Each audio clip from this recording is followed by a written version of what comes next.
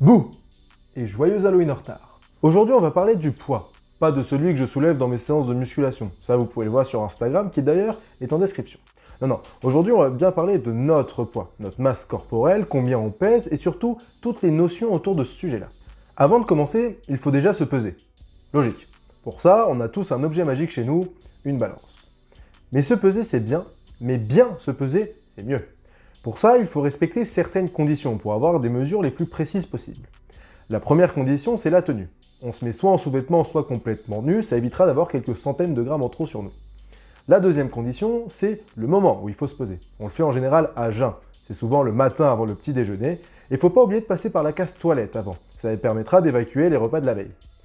Ensuite, la dernière condition, c'est que votre balance doit être sur un sol dur. Je ne veux pas de tapis, de moquette ou je ne sais quoi en dessous, il faut vraiment un sol dur. Pourquoi ? Vous allez voir. Ici, ma balance est sur un sol dur et indique 89,2 kg. Alors je préviens, c'est pas mon vrai poids. Je venais de manger, j'étais complètement habillé, c'est juste pour l'exemple. Maintenant, je me repèse, mais cette fois-ci, je place ma balance sur un tapis et elle n'indique plus que 81,7 kg, soit presque 8 kg de moins. Donc à moins d'essayer de vous convaincre que vous êtes plus léger, mettez votre balance sur un sol dur. Maintenant qu'on sait peser, on connaît notre poids. Ok, mais et alors ? Comment savoir si on est trop lourd, trop léger ou si tout va bien ? Pour ça, on a plusieurs possibilités. Soit on compare avec notre entourage. C'est complètement subjectif, ça n'a aucun fondement scientifique, donc ça, non, on oublie. Soit on fait en fonction de comment on sent dans notre corps. Pareil, c'est subjectif, ça n'a pas de fondement scientifique, mais déjà, ça peut éviter de vouloir changer de poids pour des mauvaises raisons. La dernière solution, et finalement la meilleure, c'est d'utiliser l'IMC, l'indice de masse corporelle de son vrai nom. Inventé au cours du 19e siècle par un scientifique belge nommé Adolphe Quetelet, ou Quetelet, l'IMC a pour objectif d'évaluer votre poids en fonction de votre taille. Il s'applique via une formule que voici. Votre poids divisé par votre taille au carré. À partir de là, vous obtenez un résultat dont l'unité est le kilogramme par mètre carré, qui correspondra à une certaine catégorie allant de l'état de maigreur à l'obésité morbide. Prenons mon exemple. Je fais 1m78 pour 86,5 kg, ce qui donne un IMC à 27,3. Par conséquent, je suis considéré comme en surpoids et donc je devrais perdre du poids. En fait, vous saviez que j'ai un point commun avec Tony Yoka, LeBron James et Romelu Lukaku ? Les qualités sportives ? Ah non. La richesse ?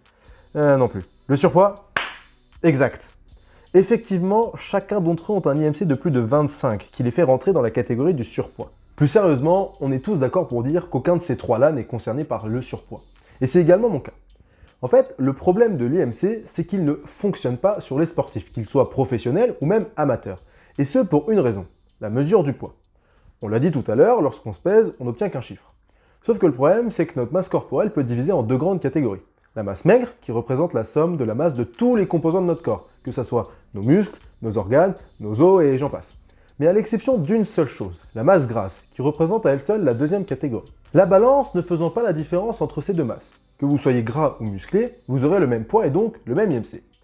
Le problème, c'est qu'entre un excès de masse grasse et un excès de masse maigre, qui d'ailleurs est juste le résultat d'une masse musculaire plus importante que la moyenne, et l'impact sur votre santé n'est pas le même. En effet, trop de gras dans un corps est dangereux pour notre santé, et c'est d'ailleurs la caractéristique première de l'obésité. A l'inverse, trop de masse musculaire, je sais même pas si on peut dire qu'on a trop de masse musculaire, et encore moins si c'est dangereux pour notre santé. Du coup, pour les personnes qui font beaucoup du sport, qui donc ont une masse musculaire plus importante que la moyenne, sans pour autant avoir une masse graisseuse très importante, l'IMC, on s'en fout un peu. A l'inverse, pour les personnes qui ne font pas ou qu'occasionnellement du sport, l'IMC peut vous donner un premier indice sur votre état de santé. C'est pas forcément aussi efficace que des tests en laboratoire, mais c'est déjà un premier pas. Petit aparté. Il est possible de mesurer son taux de masse grasse et son taux de masse maigre. Pour ça, on a plusieurs techniques. Premièrement, les balances à impédance métrique. Le principe est simple. La balance génère un courant électrique. Alors je vous rassure, c'est pas un gros coup de taser. Non, c'est un petit courant que vous n'allez même pas sentir. Ce courant, justement, il va traverser votre corps en un certain temps. Et en fonction de ce temps, la balance est capable d'estimer votre taux de masse grasse, de masse maigre et toutes ces choses-là. Alors le problème avec ce type de balance, c'est que celles qui sont vraiment précises et donc fiables coûtent extrêmement cher. Et que celles qui sont beaucoup plus abordables, justement, la précision de leurs mesures laisse à désirer. Une autre technique, c'est la technique des plis cutanés. À l'aide d'une pince, vous allez mesurer votre taux de masse grasse sur différentes parties de votre corps. À la fin, vous allez faire une moyenne de toutes ces mesures pour finalement avoir votre taux de masse grasse global.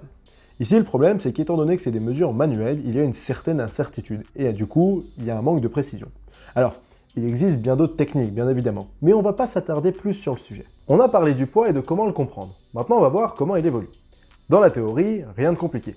Le poids est tout simplement un équilibre entre l'énergie que vous apportez à votre corps via l'alimentation et l'énergie que vous allez dépenser par le maintien de vos activités vitales, comme le battement de votre cœur par exemple, et votre activité physique. À partir de là, on a 3 cas de figure possibles. Premier cas, vous apportez plus que vous ne dépensez. À partir de là, il va y avoir un excès d'énergie que vous allez stocker notamment sous forme de gras. Vous allez donc prendre du poids. Deuxième possibilité, vous dépensez plus que vous n'apportez. Votre corps va devoir puiser dans ses réserves énergétiques pour répondre à ses besoins. Vous allez donc perdre du poids. Ou sinon, vous apportez autant que vous ne dépensez. À partir de là, il ne se passe rien. L'équilibre est total et votre poids est stable. Maintenant qu'on a vu dans la théorie, on va essayer de l'appliquer à des cas un petit peu plus concrets. Premier cas, vous voulez prendre du poids. Vous avez donc 3 possibilités. Soit vous mangez plus, soit vous dépensez moins, soit vous faites un peu des deux. En général, les personnes qui veulent prendre du poids sont des personnes qui veulent surtout prendre de la masse musculaire. C'est rare qu'une personne veuille juste prendre du gras. Du coup, dans la logique, vouloir réduire son activité physique pour prendre de la masse musculaire, ça va pas trop. Du coup, en général, les gens essaient juste de manger plus pour justement avoir cet excès d'énergie et donc prendre du poids. Deuxième cas, vous voulez perdre du poids. Ici aussi, vous avez 3 possibilités. Soit vous vous dépensez plus, soit vous mangez moins, soit vous faites un petit peu des deux. Le problème de la perte de poids, c'est qu'en général, les gens en font trop dès le début. Ils se mettent à faire beaucoup de sport et à réduire leurs apports alimentaires parfois drastiquement. Alors on va pas se mentir, oui ça marche. Vous allez perdre du poids et en plus vous allez le perdre très vite. Et en général, cette idée elle plaît. Mais le problème de ça, c'est qu'on oublie quelque chose. Putain, qu'est-ce que c'est dur! Déjà physiquement parlant, vous faites beaucoup de sport et vous mangez pas beaucoup. Vous êtes donc tout le temps fatigué, vous avez souvent mal à la tête et vous pouvez tomber dans les pommes à tout moment. Et puis mentalement parlant, on le rappelle, beaucoup de sport, vous mangez pas beaucoup. Vous avez donc tout le temps faim. Sauf que pour vous, manger, ça revient à ralentir sa perte de poids. Sauf que votre perte de poids, c'est votre objectif. Et vous voulez atteindre cet objectif. Vous allez donc rentrer dans un cercle vicieux où vous avez tout le temps faim, mais vous ne pouvez pas manger. Ou du moins, vous ne voulez pas manger. À partir de là, la plupart des gens abandonnent parce que ça devient trop dur. Et ils se remettent à manger comme avant. Voire pire. À partir de là, ils vont reprendre le poids qu'ils avaient perdu. Ou pire, ils vont en prendre plus. Pour éviter que ça vous arrive aussi, je vais essayer de vous donner quelques petits conseils.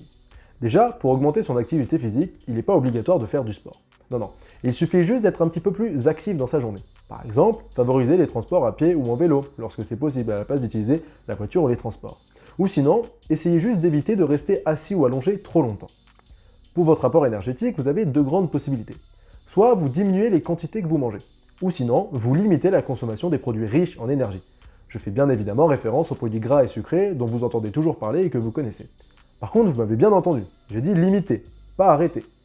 Et oui, si vous voulez en manger de temps en temps, allez-y, ça va pas vous tuer. Autre conseil, prenez votre temps. Adopter des meilleures habitudes pour perdre du poids n'est pas quelque chose de facile pour tout le monde. Commencez déjà par avoir des habitudes qui vous permettront d'atteindre votre objectif. Il y aura forcément mieux à faire, mais déjà vous irez dans le bon sens et c'est le principal. Autre conseil, et pas des moindres, buvez de l'eau Vittel. De par sa concentration en nutriments, cela favorisera votre perte de poids et notamment votre perte de masse grasse. Vous aurez donc un summer body de qualité. C'est faux, c'est complètement faux. Je m'entraîne juste à faire des placements de produits parce que j'adore l'argent. Non, plus sérieusement, le dernier conseil que j'ai à vous donner, c'est qu'il faut que vous trouviez des solutions qui vous conviennent à vous. Je peux pas vous aider plus que ça actuellement parce que c'est vraiment du cas par cas. Et si vous n'y arrivez pas de panique. Allez voir un diététicien ou un autre professionnel. Ils sont qualifiés et auront les méthodes pour vous aider à atteindre votre objectif. On arrive à la fin de la vidéo et j'aimerais aborder avec vous un dernier sujet. Depuis tout à l'heure, je vous parle du poids, comme quoi il est facile de prendre ou perdre du poids et qu'il suffit juste de modifier ses habitudes. Et c'est vrai. Mais dans la réalité, pour certaines personnes, c'est beaucoup plus complexe que ça. Pas que leur corps fonctionne différemment que le nôtre. Non, ça, on fonctionne tous à peu près de la même manière. Mais que justement, modifier ses habitudes et notamment ses habitudes alimentaires, c'est un sujet beaucoup plus profond et complexe que ce qu'on peut penser. Par exemple, l'alimentation est influencée par des facteurs psychologiques, mais également par des maladies. Je ne vais pas rentrer plus dans le sujet, parce que déjà, il y aurait beaucoup trop de trucs à dire, et de deux, je ne suis pas forcément qualifié pour vous en parler. Juste, gardez en tête que chez certaines personnes, la règle de manger moins, bouger plus, ils la connaissent déjà. Mais c'est juste que justement, y arriver, c'est beaucoup plus complexe que ça, et c'est pas juste un manque de volonté. Voilà, la vidéo est maintenant finie. J'espère qu'elle vous a plu. N'hésitez pas à me faire des retours via l'espace commentaire. Abonnez-vous, activez la cloche, enfin voilà, tout le baratin que vous avez déjà entendu. Faut savoir qu'il y aura une suite à cette vidéo. On reparlera du poids, mais d'un point de vue différent. Quand est-ce qu'elle sortira? Je peux pas vous dire. Pourquoi? Parce que j'en ai aucune idée. Ça sera peut-être votre cadeau de Noël, qui sait. Allez, sur ce, tchuss.